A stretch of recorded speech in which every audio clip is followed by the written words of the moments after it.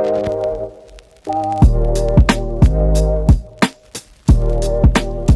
and welcome to the Practitioner podcast. This is a brand new podcast from us at Renaissance. We're a network of missional practitioners and microchurches in the greater Boston area. Every episode, we're aiming to talk about themes around living on mission and living in microchurch communities. And our conversations will be practical. We're hoping to touch on the realities of everyday, ordinary people. And this is because our mission is about cultivating beautiful kingdom people embedded in the everyday stuff of life. My name is Kristen Lee, and I'm here with the one and only Drew Thurman. And today we have a third co-host if you are watching online on our YouTube channel, but he doesn't speak any English or any human language. His name is Dobby. I mean, I'm glad he's finally made an appearance. He's a star in all of our lives. He's a star on my finances, for sure. What are we talking about today as we get in? Well, we always banter. We always have some fun questions. So here's mine. Okay. What are you reading? What are you watching right now? Okay. Or you can do the other one. What are you watching? What are you reading? I don't care either way. Okay, well, I feel like this is something that people should know about me. I don't actually read that many fun things. I feel like I'm always reading nonfiction, and I feel like once a year I get a fiction kick. But right now I'm reading a book called Reviving Mission that Drew recommended to me. Oh, do you know Drew Thurman? Did you know that he recommends another book every 30 seconds of your life? Well, It's true. I think you recommended this one to me like a month and a half ago, and I'm still working through it. So, but it's been really good. I've really enjoyed it. And what I'm watching, well, right now it is Love Is Blind season, but I'm not watching because it's so boring. Minnesota is really letting me down. But, I mean, that's not a surprise. But anyway, I am a coastal elite. However, I am watching the show right now that I randomly stumbled into called Paradise on Hulu. And it's the same guy that created This Is Us and also starring Sterling K. Brown. But it is nothing like This Is Us. It's like a political drama about the end of the world and people living in this massive bunker in a mountain in Colorado. And it's really good. It's like fascinating. It's beautifully shot. It's really interesting. And I'm really loving that right now. I don't know. I think I'm out on dystopian stuff. Like I'm just too much into the world. There's way too much stuff out there. So well, maybe I like watching it because I'm like, look, it could be worse. I could be living in an underground city in Colorado. Yeah, that's true. What about you? What are you watching? What are you reading? I've been binging and rewatching West Wing because I love that show and it's been an escape from reality, which I won't go into. But and then I have been trying to get caught up on Shrinking. I love that show, I love that show. Yeah, Love which that feels show. probably very close to home for you. But Yeah, except I wouldn't do any of those things because I don't even have a license to lose yet. And I don't want to lose it. But it's such a fantastic show. Harrison Ford is awesome. I just love his character so much. And reading, I too read way too much nonfiction, but I have I've been in a book club recently with Eamon and my wife Bree. Shout out to them. And they make us read lots of fiction, and it's been great. It's forced me out of some of my normal rhythms.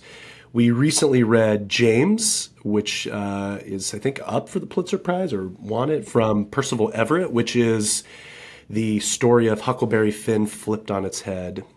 And it's written from the perspective of Jim, who is the slave in Huckleberry Finn, from his perspective. Yeah. And it is remarkable. Like, Percival Everett is like able to like take Twain's voice and center the Mississippi and just a lot of the places that appear in Huckleberry Finn, and yet subvert the message and tell this unbelievable story. One of the best books I've read in years. I read another Percival Everett book right after that. I did it in like 2 days, called The Trees. I am like hooked on his literature. But if you've not read James, you should do it. And it, I know not everybody's like in love with classical American literature or remembers what they had to read in high school, but Bree was a high school English teacher, so I remember these things, and so it was nice to get to like see such a prolific story come from such a cool angle. So it is, again, it's probably one of the best books I've read in a long time. Ooh, that's a good rec. Maybe this is the segment we should do every time because I feel like we blast through books and shows. So Yep. I feel like we could always give recs. But we always go back and forth on what we're actually talking about and bringing to the episode today. And I think you're up, Drew. I am. So we are going to be talking about a theme that is super simple, and it's like, as we walk through it, it's very practical, which is great for this podcast because that's what we want. Super easy to understand, so much so that people skip over it. And so as I've been like leading folks through the process of launching microchurches over the last 7 years, this has actually grown for us, and it's amazing to me how many people are like, oh, that's not that big of a deal, I'm just going to skip it. And it derails the community they're wanting to form from its very inception. And that's the idea of social contracts in our microchurches, why we believe we should have a social contract. So that's what I wanted to bring to this episode, and that's what I want us to be able to talk through. Love it. I do think this is going to just get like really nitty gritty, which I think is a good thing. So what are we going to do? Get us in it. Well, I guess we could start by probably just talking about what they actually are, and why, why we actually think they apply to Renaissance and to the microchurches that we're forming. And I think probably just to define social contract, because it's very complex. I don't think we have any like academics that are just reading, listening to this podcast or watching it, and are going to hold us to social contract theory and start quoting, I hope not. Dobbs or Rousseau to us or something. But and its base definition, like a very practical definition we can work from, is that a social contract is an agreement among individuals within a social group to abide by certain rules and laws. And it's the basic idea that in any social context, there's certain rights or privileges that we give up or behaviors that we agree to for the good of everyone. And the problem is, when we start thinking about social contracts, is that we probably subconsciously actually operate with social contracts in almost every layer of, whether it's the way we operate with a barista or a bartender when we walk into a waiter in a restaurant or a coffee shop, the way we treat someone on a bus, the way we operate, at a larger frameworks in workplaces or in society. We do the same thing in church, and any church community that we form, there is an inherent social contract. The problem is that most of the time they're unspoken. And so what we're trying to do, and this is why this applies to Renaissance, is that we want to make the unspoken thing spoken.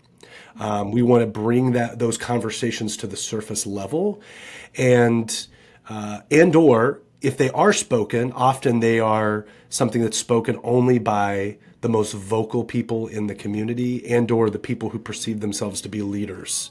And so they impose a social contract on everyone, whether or not it actually fits the group or is helpful for everyone. And so then everyone's abiding by something that they may or may not like or agree with.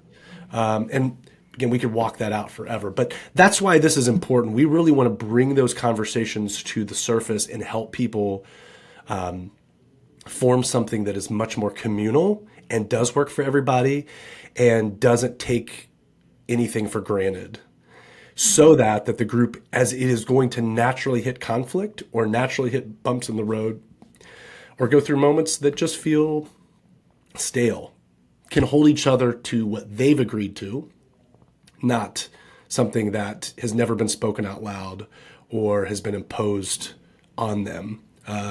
We get to speak together. And then often, hopefully, even more than that, I'm sure we're going to talk a lot more about this in this episode, we recognize where each other are coming from, and we see each other's humanity.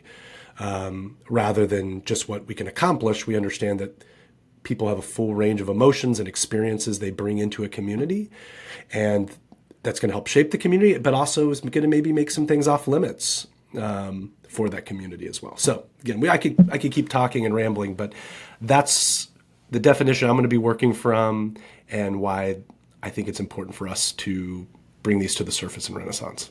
Yeah, I really love that. I think it's so important too about like naming stuff instead of just letting things be unspoken, because I think that's where you begin to create like power dynamics, even sometimes unintentionally, but they're always felt, right? And so for there to actually be a community of mutuality, you have to surface this stuff so that there aren't like unintentional, unequal power dynamics that everyone's kind of like adapting to, but then you're like, oh, this is weird, and I don't know what I'm doing here. And I do think like this all sounds like a simple idea. And at the same time, like you were saying before, this has become so important for creating healthy communities where people can thrive and then ultimately take steps towards Jesus. And so I'm wondering, like, as we think about kind of like pairing this idea of social contracts to mission to discipleship, like why does it matter so much, and what happens when we skip this step in trying to form new communities?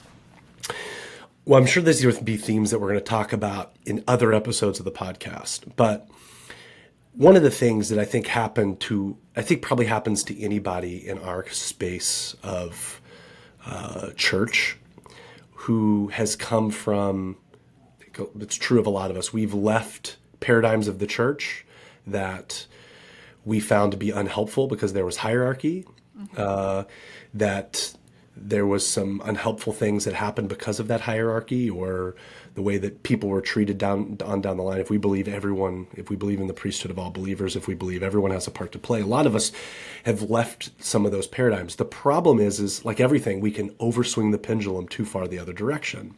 And so what's happened in a lot of microchurches, this happened to me, is we say, I want nothing to do with that. And you actually swing the pendulum to the other side, to flat leadership, where there is just chaos. And so what ends up happening is it sounds great in theory. We're not going to have any leaders. We're not going to, we're going to just be a community. What ends up happening is that in those sorts of situations, if there aren't conversations that begin to take place, is the most dominant personalities take over the group for good or for bad.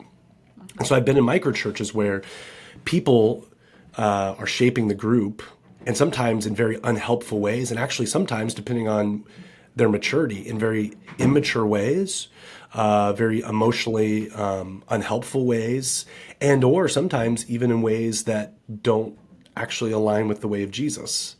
And and then everyone's scared to say anything, and it's because there was never a conversation. And so like that person shouldn't feel bad that they have an opinion, that they're speaking out loud. They're just more comfortable speaking out loud maybe than others who are more introverted or more conflict averse. And so if we don't actually have these kind of conversations, we're going to pivot to just kind of, I think, a dysfunctional community, versus I think there's a middle ground where we talk a lot about distributive leadership or polycentric leadership, many centers of leadership, but not one, just one. And so I think there's kind of a middle ground where we're not necessarily settling for hierarchy anymore, but we're truly creating equity across the community that's being formed, where everyone has a voice. We're giving everyone a chance to speak up, maybe what their hopes and dreams are, where they feel like they'll be like things that will cross the line for them. They will no longer be in the community, all those sorts of things. And then begin to construct something together. We're going to get it more into the details of this, that hopefully helps that community in that context be true to the people that are there, the context they're in, and to the way of Jesus, and not just a one-size-fits-all and or something that just allows dominant personalities to take over, if that makes any sense. I think that's so true. I think the other thought that comes to mind for me is that if we want our microchurches to be spaces where true spiritual seekers can participate, or people that have experienced harm in previous church experiences, the clarity of what to expect is so important. So good. I think this comes also from my background of being a therapist that works with people that deal with a lot of trauma. Like we always say, people that have been traumatized, they don't feel safe in their bodies. They don't feel safe in like especially when they're triggered, right? So if you think about wanting your microchurch to be a safe space for people that might have religious trauma, so they've experienced something that has really impacted them deeply in a negative way in religious places, it's like the way you have to establish safety is like letting them know what they can expect, right? Like I was reading this just like an excerpt from a counselor that works with sexual assault survivors. Okay. And she just talked about how like part of her like embodied work is she never walks behind her clients when leading them to the counseling room. And it's like such a small thing, but it's a way to allow the client to know what to expect. Like I can see you. Like I can see any movement you're about to make towards me and you're not behind me, right? So it's like that same kind Beautiful. of idea where it's like we want people to know what they can expect from our spiritual communities, and especially like if they just make assumptions, like that could be for good or for bad, but to be able to establish, you know, this is what you can expect in terms of behavior, in terms of values, and that this is agreed upon not just by a solo leader that's like, yeah, like this is what we're about. Because I think we've all experienced that, maybe if you come from other church backgrounds where you have this dominant or like hierarchical leadership where the leader says this is what everyone's about, but actually in praxis that's not the case. So I think this is why forming a social contract that is truly formed by the community becomes so important, if we want to be places that are actually impactful and can become homes and families for people that don't know Jesus. I love what you're saying. And I think, again, I think it's even more than just people that are not coming from religious trauma. It's also, if you're truly inviting, like I think you kind of hinted at this at the beginning, people that are truly spiritual seekers, especially in a place like New England, where there's a lot of people that have zero church background or experience, Totally. to step into a community that, feels very informal, and maybe in some cases around a dining room table or in a living room or in a third space. If there's not some clarity on how this community operates, it can be very confusing or overwhelming for folks to step into. Yep. And so I think being able to say, like, here's some of our values, here's the things we've agreed upon together, and being able to verbalize that everyone knows it, is able to pass those on, I think is probably very helpful for someone stepping into some more intimate environments where they feel the confidence very quickly to know how they can operate and if they can be themselves or not, versus just kind of just watching and not truly being a participant, just being a bystander and then like, yeah, I don't know if this is for me. So I think I love what you're getting at, because I think it's so, it's such an important clarifier for folks in smaller community. Yeah, I think that's great. Okay, let's break this down and get really, really practical now. So when we think about this, how does a community go about creating a social contract? Like, what's the first step in the process? Yeah, I mean, I think this is where it gets so simple. It is not very difficult. So we actually have like a several step process that we kind of coach people through. Sometimes we'll sub out the language. We're using social contract for the purposes of this podcast. A lot of times we'll talk about covenant, and not that I think it's a big deal to like make a big thing about the language there. But sometimes we think contracts, we think a little bit more, the way that we think about contracts in the other form of, that there's, something that needs to be signed in order to make sure everybody's like in agreement, that there's like, if I don't sign this, you won't agree to it. Covenant's a little bit more, it's your word. I'm giving myself to this community. I think we probably want to land a little bit more on the covenant side, that we're not agreeing to this in blood. It's not a blood covenant. We're doing it out of being a spiritual family. No one in a family has to sign a contract to be a brother or sister or mom or a dad. And in the same way, there's things that God has made a covenant with us. We want to show allegiance to others. But the first step of that is just a collective brainstorm. And so we often just encourage people, get a whiteboard, get some of those large Post-it note pieces of paper. Love the large Post-it notes. I do love the large Post-it notes. So don't let out all my secrets. So they're so satisfying. You just fill it out and you tape it, get to stick it to the wall. It's awesome. Yeah. Okay. So, but I think you can just spend 30 minutes to an hour just wrestling with a couple of questions. What do I want from this group? And then what things would be deal breakers for me with this group.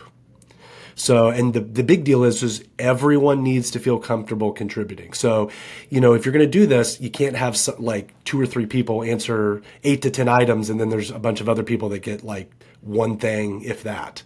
You really need to allow everyone to be able to speak up and to put all those things down on paper as if they're equal. If you're the writer of that, you don't get to like vet what gets on the board. If someone says it, it has to go up. And so it's really that collective brainstorm, letting everyone first have an ability to speak what they're hoping for and what their boundaries are really is the first step in starting to get some guardrails in place for what the community is going to be.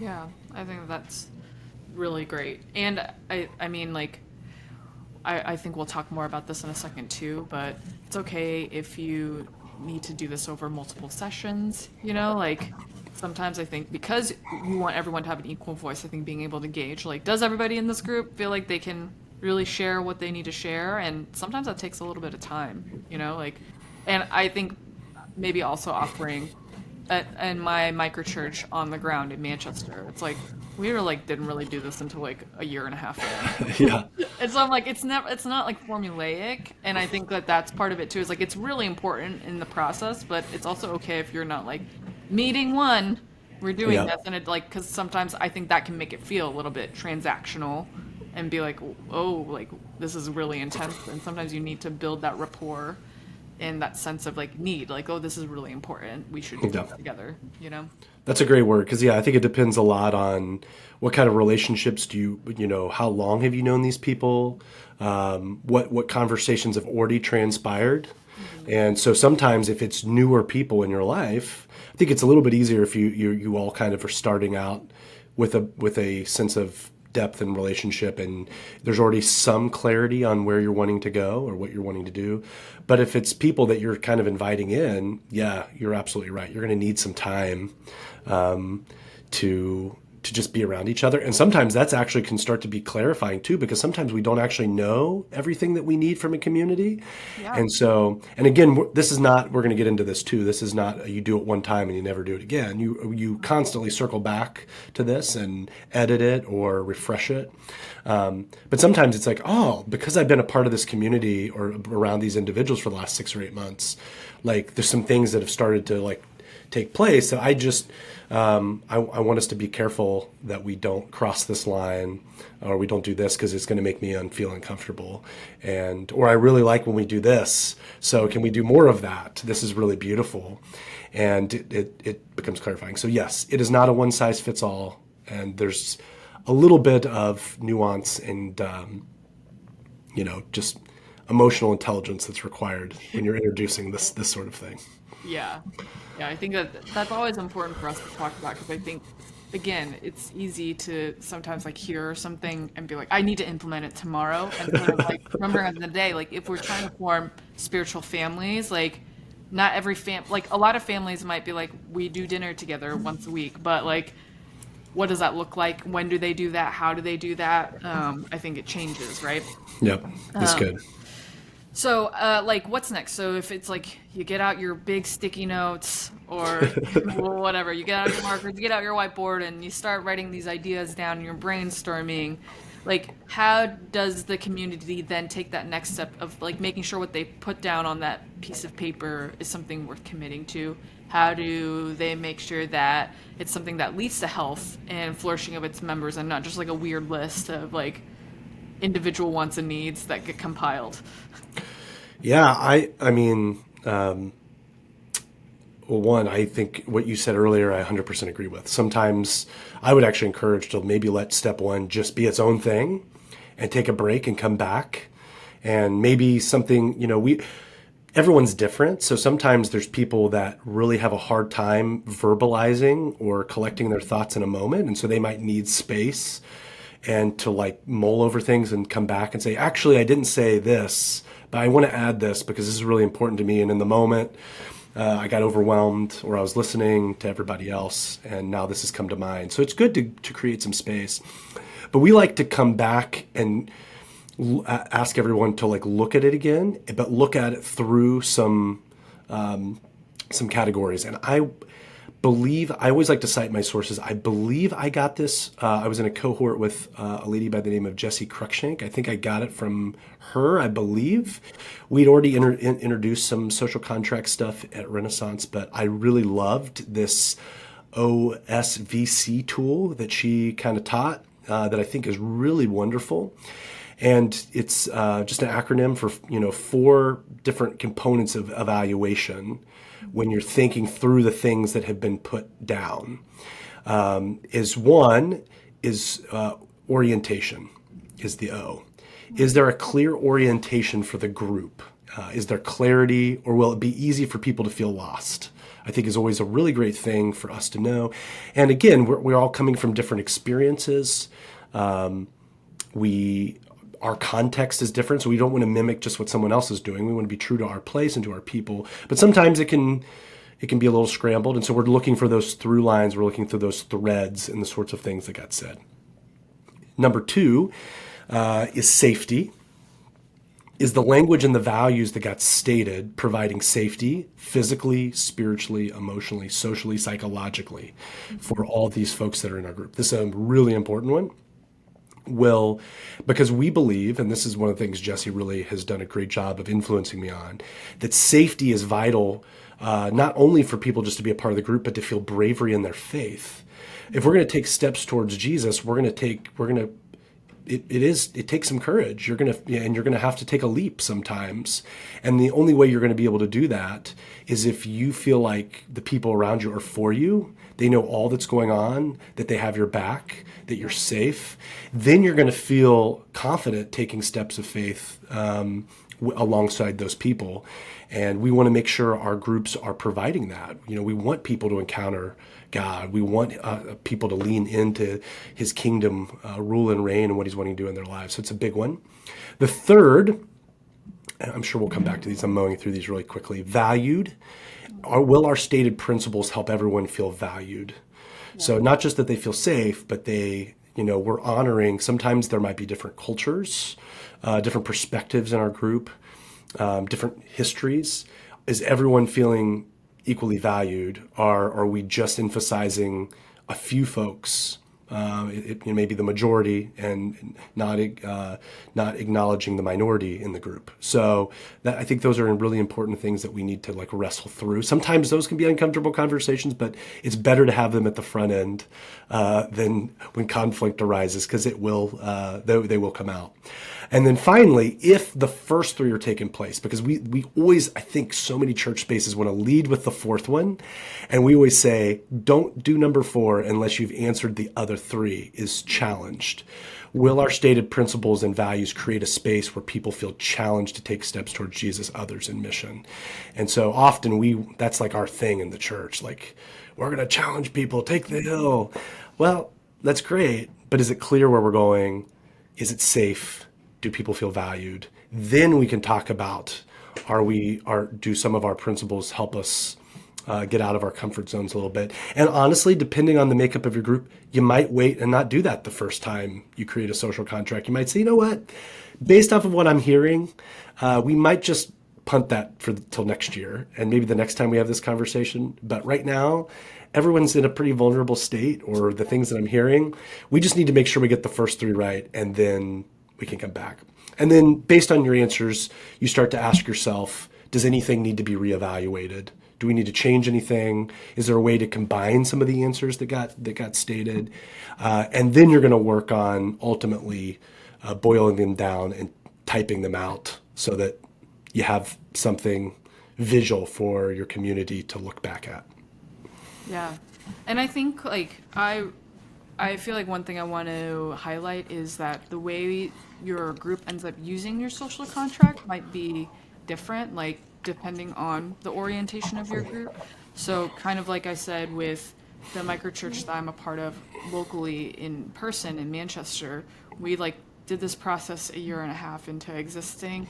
And we really did it because we felt like we had something good going on, and we needed to name the things that were happening, what we value together.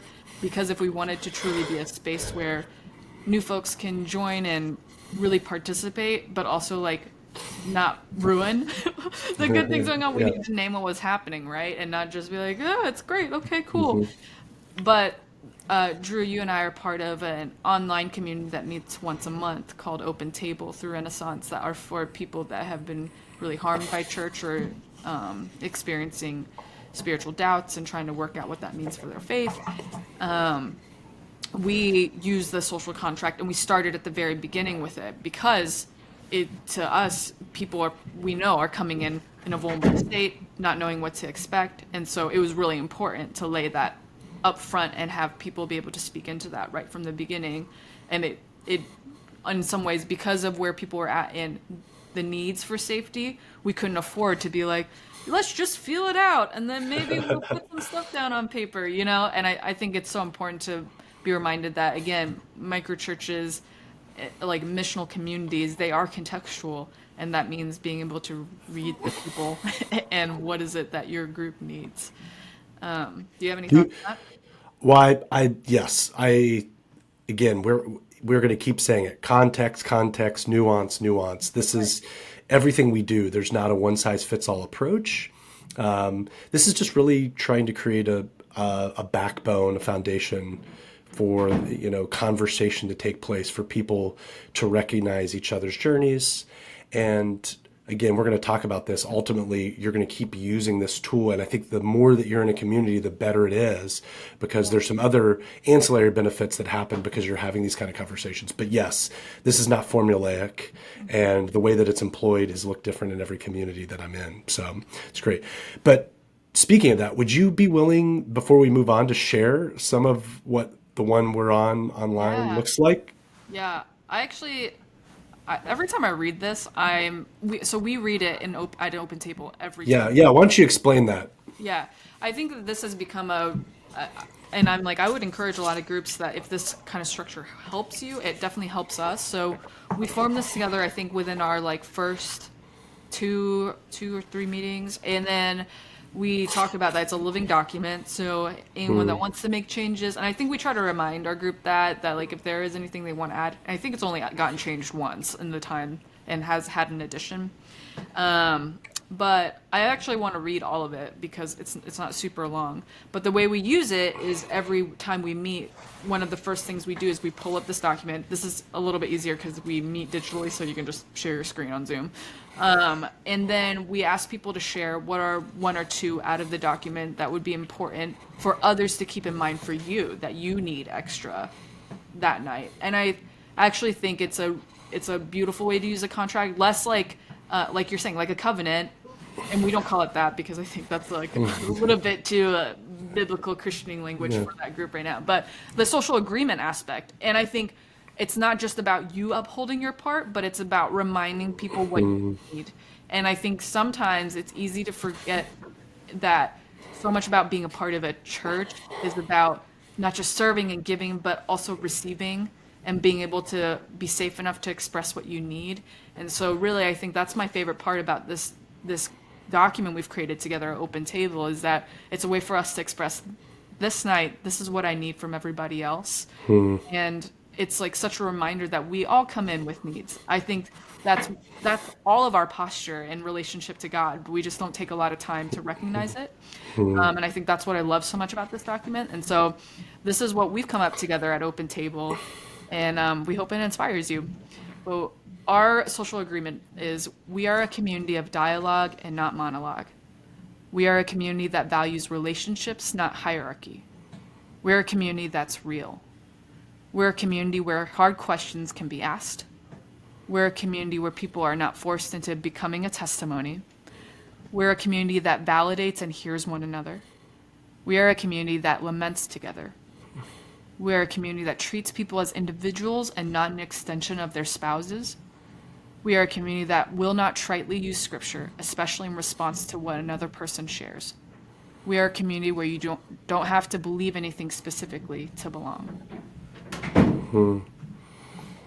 Yeah, it's so beautiful, and agree with you. It is one of my favorite things to, again, there's other ways to employ a social contract, but I love the fact that we read that out every single time. And we have people name, is there one or two things there that you are like need the most tonight? And it's so amazing because it's even for someone who maybe isn't as emotionally aware, it forces like just awareness. And so it's interesting to watch people even like, hey, I don't want to step on, I know this got named, and so stop me if what I'm saying lands on that. But, and I just love there's like a reflecting, like, I understand my words have power and I understand where you're coming from. And so if I'm crossing a line, please help me to walk this back.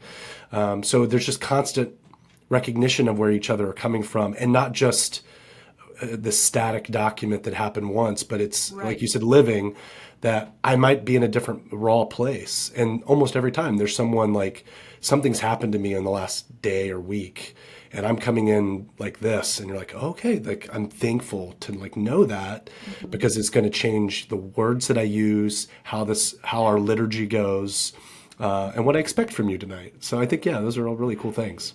And I think it creates accountability that's not punitive, but it's Yeah. accountability that's mutual. I think that's what you're really describing. It's not, oh, you're not following the rules. It's, oh, I'm going to try to really be mindful of this because I care about you. And I think that really changes the tone of a group, where sometimes I've been in groups where a contract is like handed to you, or like it's like you signed it, or like someone tells you this is what we do, and it just feels like I'm constantly trying not to get in trouble and not like I'm responding to this because I really care about these other people in the group. And that, I think that latter part is what we want all of our microchurches to be like, where it's these groups where we really care about one another, and that's why we're doing this. That's why we're using a tool like this, so that we can do this to the very best of our ability, not because we're making sure no one breaks a rule or gets in trouble, you know? Yeah, yeah. And I think I love that you're saying that, because yes, I do think so many of us operate with that thinking. Or if we don't, if we're just totally emotionally unaware, the first time we get pushback, it's like, oh, I've stepped on something unspoken in this community that I didn't know exist, and now I'm really scared. When am I going to land on a landmine again? Yeah. Because it never got said out loud. I think, which is just so important for folks to recognize. And then I think also what I really appreciate, and I think what's great about Open Table as well, is we live in a culture right now that's inundated with pseudo emotional intelligent language, or therapeutic terms that are being passed around. And so sometimes it's easy to get lost in that and to think that your community or your group is more emotionally aware than it actually is. Just because you've acquired a language doesn't mean that you've done the work or you're doing the work. And so I think just allowing everyone to start from the same place and just constantly make no assumptions and just say, we're doing something that allows us, all of us, to be aware, of our own emotions that we're bringing to the group. I'm an embodied individual. I'm coming in with something. That's okay. Yeah. And then also everyone else is coming in with something. And we're not just starting as if that's not the case. And so I think it really, it's just a very low, easy way to create some more emotional awareness among everybody in the community, and not just a few. Yeah. And I think to get into that deeper too, it's not like with Open Table, definitely not a perfect community. No. Drew and I are part of it. And there's an aspect where there's been times where it's like some things have been said, or something that's like can be a little bit dicey or has been hurtful to other people. And I think what's been really good about this is there's like such an not easy, but there's a clear path for repair. And there's a really clear way of how we talk to each other about that. And I think what's been so beautiful to me is that here's a group of people who are so brave, who have been through so much, and at the same time are so capable of taking ownership for themselves and repairing quickly, right? And I think that speaks to this contract, this agreement that we've made to one another is real, because it's something that it's used every time we are together. And so it doesn't feel like, oh, I'm whipping this out when there's an infraction. Like, it's a thing that we are constantly trying to live together towards. And I think that part is really important as well. Yeah, so good. Well, I think as we're kind of moving forward, I think the last thing that I want us to think about, and I'd love for you to kind of chat through some of this. It's and you're kind of alluding to some of it, but what are the practical steps of having a social contract in a community and sticking with it? So I think one strategy, like you're saying, is just constantly keeping it in front of your community. Yeah. We do it weekly at Open Table. But what advice would you have for first-time leaders about allowing it to be a living document and not just something arbitrary that was done once and then is forgotten about?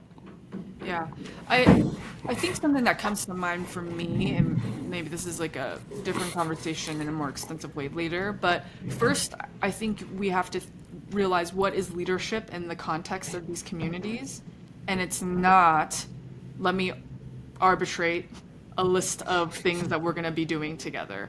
It's really about creating space for people to voice their needs and wants, and then synthesizing that well.